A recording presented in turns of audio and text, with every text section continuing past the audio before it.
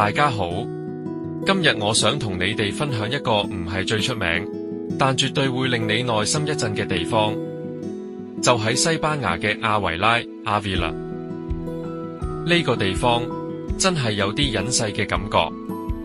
佢坐落喺卡斯蒂利亞萊昂自治區，海拔成1182米，係西班牙海拔最高嘅城市。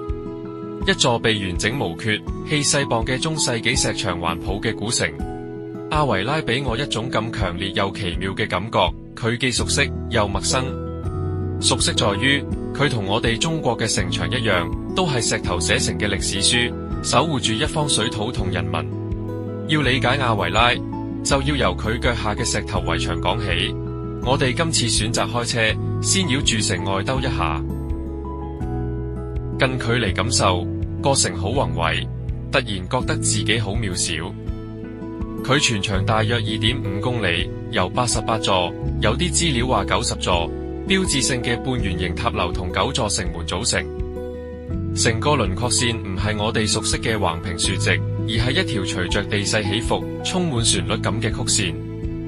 每一個塔樓都似一個敦厚嘅羅馬柱頭，冇鋒利嘅稜角，顯得婉轉而優雅。有旅遊達人形容得好貼切，如果話萬里長城係一位坐懷不亂、眼神凌厲嘅邊關大將軍，西安城牆係一位風度翩翩嘅富家公子，咁阿維拉城牆就似一位着住曳地長裙、氣質溫和嘅中世紀皇室淑女。我覺得形容得好貼切。呢座城牆除咗宏偉就係溫柔嘅感覺。大家睇下右手邊呢座宏偉嘅石城牆，會感受到一種強烈嘅軸線感、對稱感同幾何感。呢種審美深深植根於我哋傳統文化中對於中正、秩序同禮制嘅追求。佢唔係一位淑女，而係一位正襟危坐、不怒自威嘅君王。呢座城嘅命運同伊比利亞半島上長達幾個世紀嘅收復失地運動緊緊相連。阿維拉城牆嘅故事始於一場漫長嘅收復失地運動。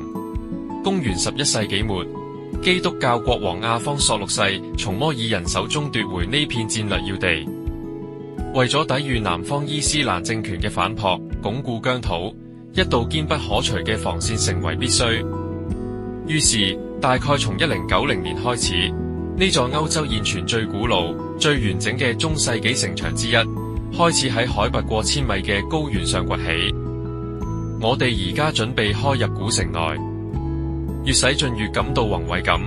企喺千年城牆之下，令我好驚嘆嘅係竟然仲可以保存得咁完整無缺。對我嚟講，穿過城門嘅一刻，好似穿越咗一個有形嘅時間結界。城外係21世紀嘅公路同汽車聲，城內卻仿佛瞬間安靜落嚟。腳下係被歲月磨到光滑嘅石板路，眼前係這黃色調、鱗次比嘅屋頂，遠方仲有教堂嘅鐘聲悠悠傳來。呢度就係被譽為石頭城、聖徒城嘅阿維拉心臟地帶。唔好睇佢地方好似唔大，城牆內面積大概31公頃，但佢嘅每一寸肌理都係用歷史、信仰同藝術一層層鋪就嘅。城內好多嘅房屋睇上去都係用石頭起，所以經歷咁多年都依然堅挺。左前方就係好出名嘅阿維拉大教堂 Cathedral， 一半係教堂，一半係堡壘。因為呢度唔方便停車，我哋就只可以喺外面欣賞呢座建築。呢座教堂絕對係古城嘅靈魂，亦係我見過最硬朗嘅教堂。點解咁講？因為佢嘅後殿，當地人叫 Cimero， 竟然直接同東面嘅城牆砌埋一齊，成為城牆防禦體系嘅一部分。街道好似有啲亂，同我哋中國古城方方正正、中軸對稱嘅格局好唔同。阿維拉嘅街巷彎彎曲曲、寬窄不一，好似迷宮咁。但呢種亂其實有跡可循。原來古城嘅基底係沿用咗古羅馬時代嘅城市規劃原則，有4條主幹道。不過經過中世紀幾百年嘅自然生長同建設，原本整齊嘅網格逐漸被更多蜿蜒嘅小巷同小巧嘅廣場所填充。呢呢啲狹窄嘅街道，夏天可以遮陰，冬天可以擋風，好適應當地高原嚴寒嘅氣候。我漫無目的咁開住車，成日喺轉角位遇到驚喜，可能係一個有口古老水井嘅迷你廣場，可能係一棟石牆上掛滿鮮花嘅民居，又或者係一間飄出咖啡同烘烤麵包香氣嘅小店。呢種不規則嘅街巷網絡，正係中世紀有機生長城市嘅典型魅力，每一步都係探索。要提醒一下，在城內好難揾停車位，如果想慢慢感受城內嘅生活氣息，建議將車停喺城外面。喺城內就選擇步行，慢慢感受當地氛圍。離開古城，嚟到亞維拉最高點，位於古城西北邊約 1.5 公里嘅4個柱觀景台，都係一個至靚打卡位。從呢度可以俯瞰成個古城，甚至亞維拉全景。一眼望去，心情好複雜。一方面係對人類文明成就嘅讚嘆，用最原始嘅工具喺咁艱苦嘅環境下，築起咁一座至今仍近乎完美嘅城池，嗰種意志力同智慧令人敬佩。另一方面係一種揮之不去嘅蒼涼感，尤其係望住城外那片無邊無際、樹木稀疏嘅高原。呢種地貌，西班牙文叫 Meseta， 意思係高原台地。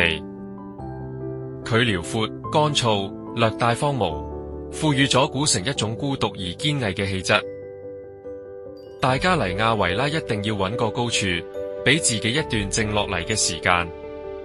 無論係去城外嘅4個柱感受天地壯闊，定係喺城內嘅修道院體會靜心髓，呢種俯瞰嘅體驗，會將你對亞維拉嘅理解，從睇到一道牆，提升到讀懂一座城嘅層次。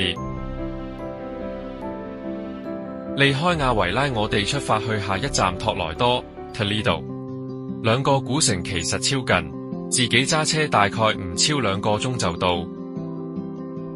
呢度就係托萊多 Toledo， 人口約莫5萬，係卡斯蒂利亞拉曼查自治區嘅首府。雖然唔係好大，但係呢度嘅歷史同文化底蘊就深厚到極點。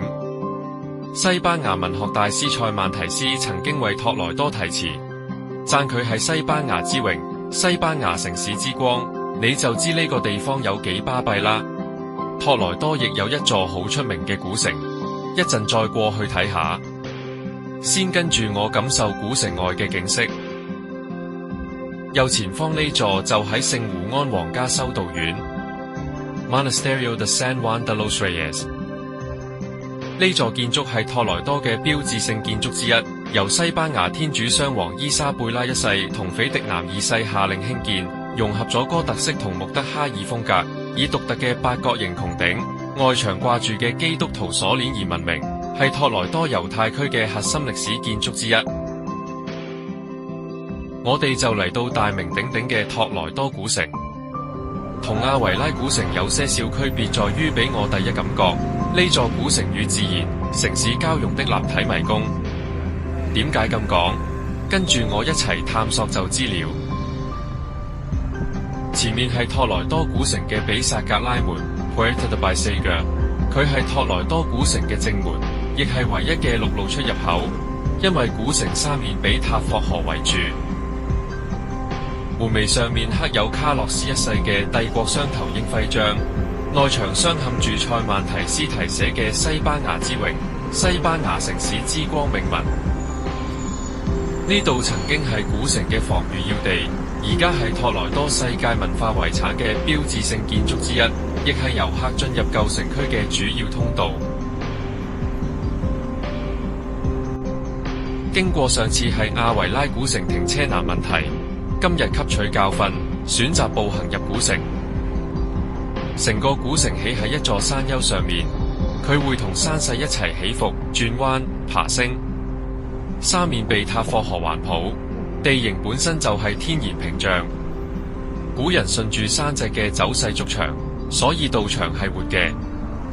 大家入古城亦可以選擇乘坐公共交通，左手邊嗰種巴士。不過就要等，同埋要提前做好攻略，知道每個上落點。唔知大家覺唔覺石上的圖案花紋好有特色？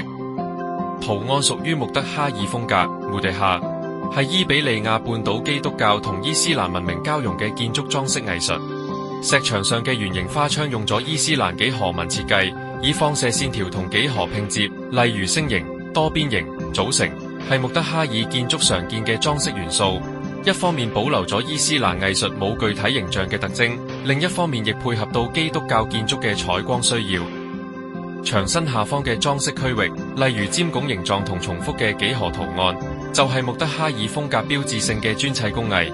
工匠用磚石組合出連續嘅尖拱、菱形、人字形等圖案，呢種設計既體現咗伊斯蘭藝術無限重複嘅美學，亦融合咗基督教建築嘅結構邏輯。穿過咗宏偉嘅比薩格拉新門，跟住人流繼續向外行，冇幾遠就會見到隱藏住一位更加年長嘅前輩——比薩格拉老城門 （Puerta Antigua de Bisagra）。同外面嘅宏偉文藝復興風格完全唔同，老城門矮啲、古樸啲，帶住濃濃嘅阿拉伯風情。